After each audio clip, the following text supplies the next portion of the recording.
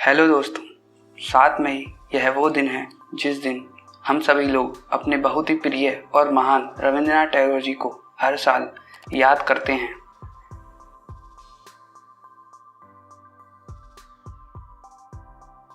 इनका जन्म 7 मई 1861 Calcutta, waste Bengal, India में हुआ था। इनका बचपन का नाम भानु सिंह ठाकुर भी है।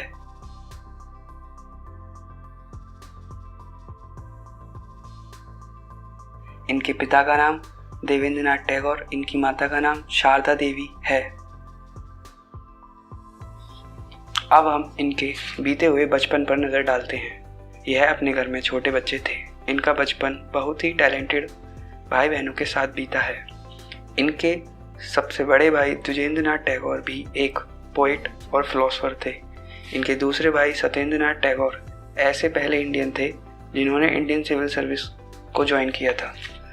इनके तीसरे भाई ज्योतिन्द्रनाथ एक अच्छे म्यूजिशियन थे। इनकी बहन भी एक अच्छी नोवेलिस्ट थी। इसीलिए इनका बचपन काफ़ी कलात्मक वातावरण में बीता था। यह सभी चीज़ें इनके आने वाले जीवन को काफ़ी प्रभावित करती हैं। रविंद्रनाथ टैगोर जी को घर पर भी पढ़ाया व सिखाया जाता था। इनके भाई हेमेंद्र नाथ इन्हें स्विमिंग, ट्रैकिंग, जूडो, रेसलिंग भी सिखाते थे और इसके साथ साथ इन्हें history, literature, mathematics, Sanskrit, English जैसे विषय भी पढ़ाया करते थे। पर इंग्लिश इनका सबसे कम पसंदीदा विषय था। आगे की पढ़ाई इन्होंने ब्रैम्पटन स्कूल से भी की और इन्होंने यूनिवर्सिटी कॉलेज लंदन में दाखिला कराया। But he came back without completing his education in 1880s। हम सभी लोग अच्छे से जानते हैं कि रविंद्रनाथ टैगोर जी एक बहुत ही अच्छे पोइट, नॉवेलिस्ट और ड्रामेटिस्ट थे। इसके साथ साथ वह एक बहुत ही अच्छे पेंटर और सोशल रिफॉर्मर भी थे। 1883 में इनका विवाह मृणालिनी देवी से हो गया था। आइए देखते हैं कैसे कोलकाता का एक छोटा सा लड़का इतना प्रसिद्ध हो गया। इनके सबसे पहली पोयम अमृता बाजार पत्रिका में 1875 में छपी थी। उसके बाद इन्होंने काफ़ी सारी पोयम अपने भाई की पत्रिका में छपवाई। इन्होंने ये सारी पोयम अपने बचपन के नाम को प्रयोग करके छपवाई थी। इसी के साथ साथ 1878 में इन्हें इंग्लिश साहित्य पढ़ने का भी मौका मिला, जिसमें इन्होंने हेनरी मौजले का परामर्श लिया। अंग्रेजी साहित्य पढ़ने के साथ साथ यह वेस्टर्न म्यूज़िक की भी क्लास किया करते थे।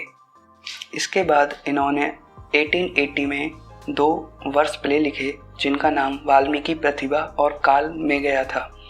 इन्होंने यह दोनों नाटक अपने घर पर प्रदर्शित भी किए थे, जिसमें इन्होंने अपना मेन रोल किया था। इसके बाद फिर से 1882 में इन्होंने एक ऐतिहासिक नाटक लिखा जिसका नाम रुद्र चक्र था।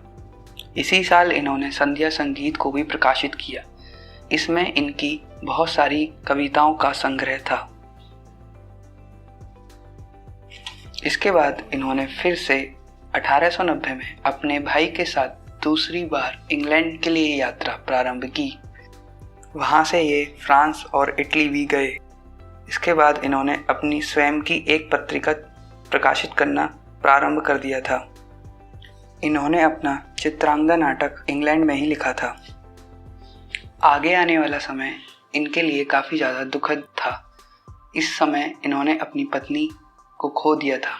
इसके ठीक 3 साल बाद इन्होंने अपनी बेटी को भी खो दिया था। इसके ठीक 2 साल बाद इन्होंने अपने पिताजी को भी खो दिया था।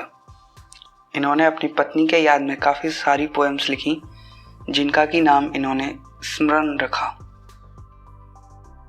इन्हीं दुखों के बीच इन्होंने अपनी 2 नोवेल लिखी जिनका की नाम चोखरवाली और गोरा था।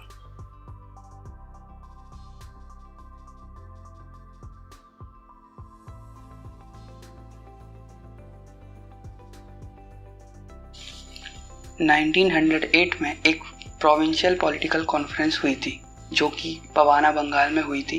वहीं पर हमारे प्रिय रविंद्रनाथ टैगोर जी ने जनगण मन लोगों के सामने पहली बार गाया था। दोस्तों, हम सभी लोग अच्छे से जानते हैं कि यही जनगण मन आज के टाइम पे हमारे देश का नेशनल एंथम है। 1912 में उन्होंने फिर से यूरोप के लिए यात्रा प्रारंभ कर दी थी। रविंद्रनाथ टैगोर हमेशा से शिक्षा को लेकर काफ़ी गंभीर थे।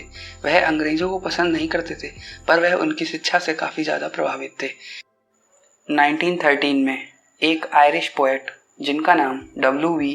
यीट्स था, उन्होंने ही जब रविंद्रनाथ टैगोर जी के सारे लेख को इंग्लिश में पढ़ा था तो वह रविंद्रनाथ टैगोर और उनके लेख से काफ़ी ज़्यादा प्रभावित हुए थे। 13 नवंबर 1913 वह दिन था जिस दिन हमारे प्रिय रविंद्रनाथ टैगोर जी को साहित्य के क्षेत्र में नोबेल प्राइज़ मिला था।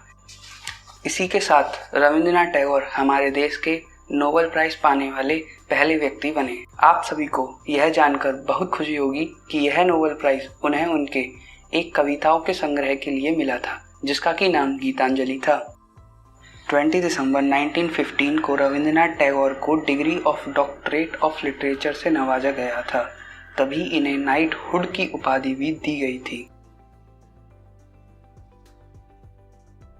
अप्रैल 1919 में जलियांवाला बाग जैसी एक दुखद घटना अमृतसर में हुई जिसमें भारतवासी रॉयल एक्ट के विरोध में एक विरोध प्रदर्शन कर रहे थे। तभी एक अंग्रेज ऑफिसर ने एक भारतीय पर बिना किसी कारण के गोली चला दी। इसे देखकर विरोध प्रदर्शनकारी काफ़ी ज़्यादा आक्रामक हो गए जिससे यह प्रदर्शन एक हिंसा में बदल जाता है। इस घटना में हमें बहुत सारे भारतवासियों को खोना पड़ता है।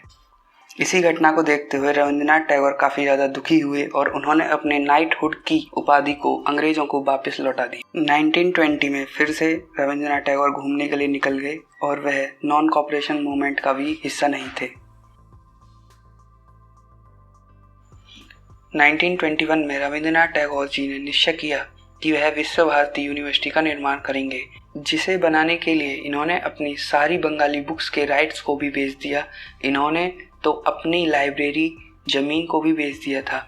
इन्होंने विश्व भारती यूनिवर्सिटी बनाने के लिए अपनी नोबेल प्राइज़ में मिली धनराशि को भी खर्च कर दिया था। इसके साथ साथ वह विश्व भारती यूनिवर्सिटी के लिए अपने डांस और म्यूजिक से फंड इकट्ठा करते थे।